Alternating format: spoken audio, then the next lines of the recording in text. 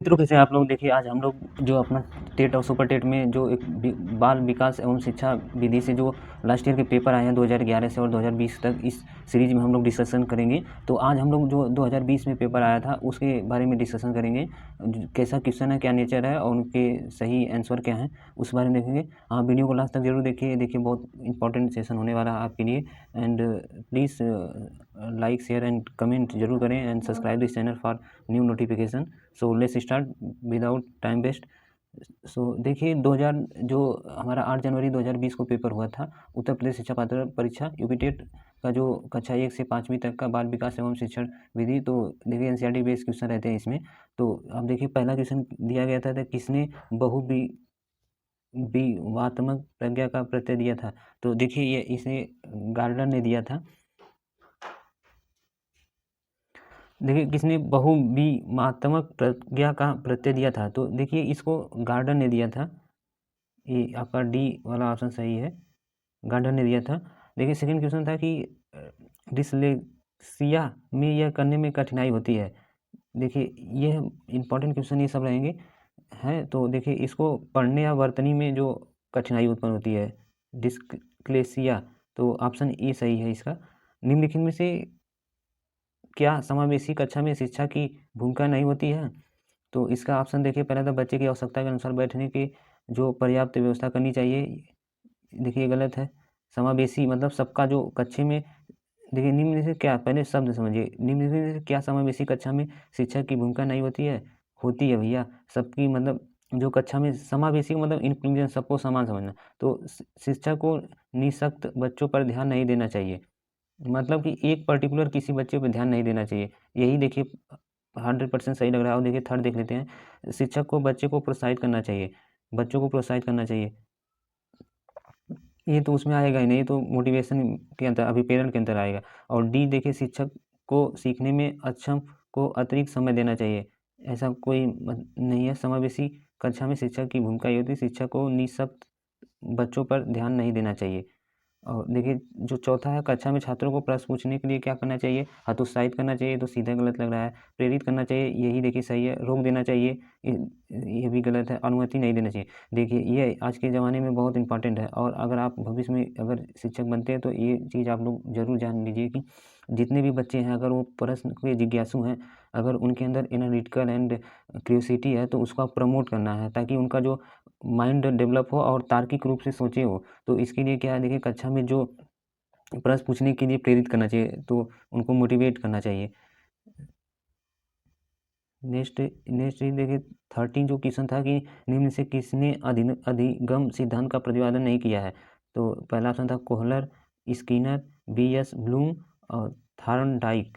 तो इसका देखिए आंसर आपका है, इसका जो अधिगम सिद्धांत दिया था उनका नाम था बी.एस. ब्लूम।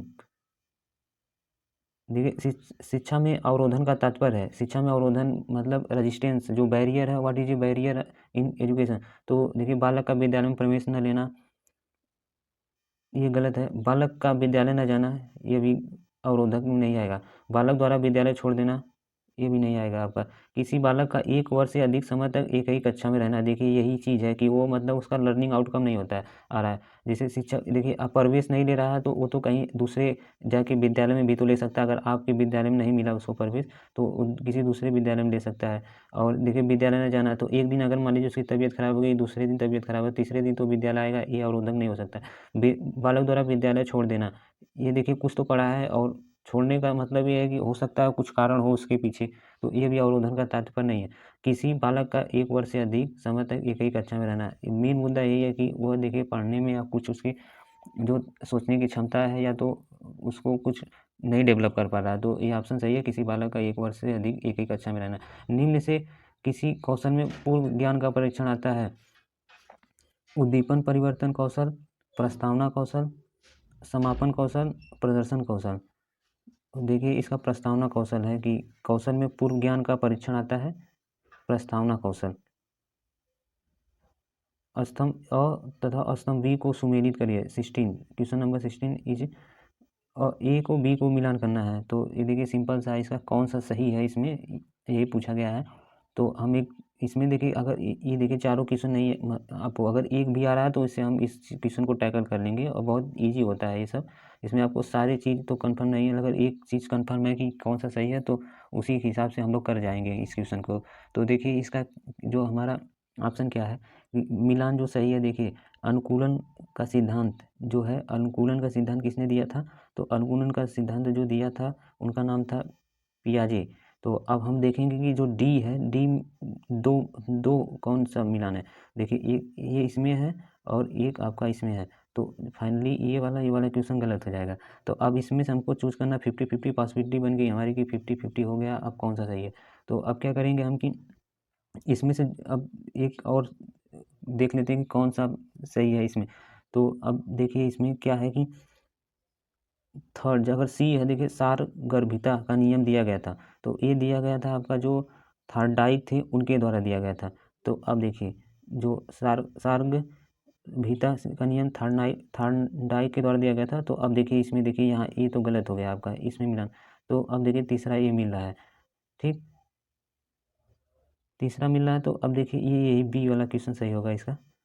तो right option is B. Next question की तरफ चलते हैं। देखिए सूची ए तथा सूची बी को सुमेलित कीजिए। अब वही चीज़ ऐसे क्वेश्चन देखिए अगर नहीं आते तो छोड़ भी दिया जाना चाहिए, रिस्क नहीं लेना चाहिए। ये थोड़ा टफ टाइप क्वेश्चन रहता है, लेकिन अगर एक दो ऑप्शन आप मिलान कर लेते हैं तो आपका क्वेश्चन सही होने की पॉसिबिलिटी बढ़ जाती है। तो अब इसमें देखिए कौन सा क्वेश्चन जो ऑप्शन सही है।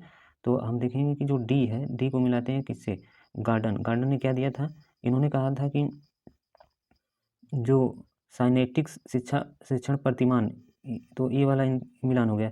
तो अब देखिए डी में ये चीज़ है, एक ही है। तो अगर आपका एक ही देखिए इसमें डी का दो से मिलान है तो ऑप्शन इज बी सही है, अब बाकी आपको मिलाना ही नहीं है। ऐसे इस प्रकार क्वेश्चन को अभ्यास से ही हल कर सकते हैं आप। देखिए इसमें दिया गया है कि जो 23 का समस्या समाधान का प्रथम चरण है। समस्या समाधान का प्रथम चरण क्या है, देखिए यहाँ पर आंकड़ों का संग्रहण, समस्या की पहचान, परिकल्पना का परीक्षण, परिकल्पना का निर्माण। तो समस्या समाधान का प्रथम चरण जो होता है वह होता है समस्या की पहचान। पहले आप किसी समस्या को पहचानेंगे क्या किस प्रकार की समस्या है, तो फिर उसी हिसाब से आप लोग प्लानिंग करेंगे और फिर उसके बाद आप एग्जीक्यूट करेंगे उस प्लानिंग को। तो सबसे पहले समस्या समाधान का यही ना, समस्या क्या प्रॉब्लम है क्या नहीं है, तो उसी हिसाब से समस्या को पहचानना बहुत ज़रूरी होता है। तो इसका बी इज राइट है। बालकों का अधिगम सर्वाधिक प्रभावशाली होगा जब पढ़ने लिखने व गणितीय कुशलता पर ही बल होगा। तो इसका देखिए आप ये नहीं सही है। पढ़ने बालकों का संज्ञात्मक, भावात्मक तथा मनोचालक पक्षों का विकास। देखिए संज्ञात्मक हो गया आपका नॉर्मेटिव और इमोशनल कि किसी दूसरे की भावनाओं को देखकर समझना, परखना और अपनी भावनाओं को छुपा कर रखना। इमोशनल इंटेलिजेंस है ये, देखिए मनोवैज्ञानिक कंसेप्ट है। तो ऑप्शन आपका यही सही है। ये अब देख लेते तीसरा और चौथा। शिक्षण संस्था में एक आधार, ये तो गलत है। शिक्षक अधिगम प्रक्रिया में आगे होकर बालकों को निष्क्रिय रखेंगे, ये भी गलत है। तो यही है 24 का जो है संज्ञात्मक, भावात्मक और मनोचालक पक्षों का डेवलपमेंट करना। स्मृति स्तर एवं बोध स्तर के शिक्षण प्रतिमान की संरचना में कौन सा सोपान उभयनिष्ठ है। तो अब देखिए उभयनिष्ठ सोपान का मतलब कि ऊंचाई है या स्तर है। तो अब देखिए लेयर, तो इसका जो ऑप्शन आपका सही ऑप्शन है वह प्रस्तुतिकरण, प्रेजेंटेशन है। सो देखिए आज हम लोग जो आपका लास्ट ईयर का जो 2020 का जनवरी में पेपर हुआ था टेट का, उसके पेपर को देखे हैं। तो हमने उस नेक्स्ट वीडियो में जो आपका नेक्स्ट रहेगा, आप लोग इस सेशन को ज़रूर फॉलो करिए, इम्पॉर्टेंट होने वाला है। बालक का जो कौशल विकास है ये इसमें पूछा जाता है। तो इसके क्या नेचर रहते हैं और क्या किस प्रकार क्वेश्चन पूछा जाते हैं, 30 नंबर का क्वेश्चन आता है। अब देख लीजिए अगर इसमें से आप लोग 28-29 क्वेश्चन या 25 क्वेश्चन कर ले जाते हैं तो आप लोगों के लिए कितना फ़ायदा है। तो प्लीज़ आप, I hope you enjoy this session. आप लोग ज़रूर सपोर्ट करिए, सब्सक्राइब करिए और लाइक करिए चैनल को and share. So thank you watching for this video.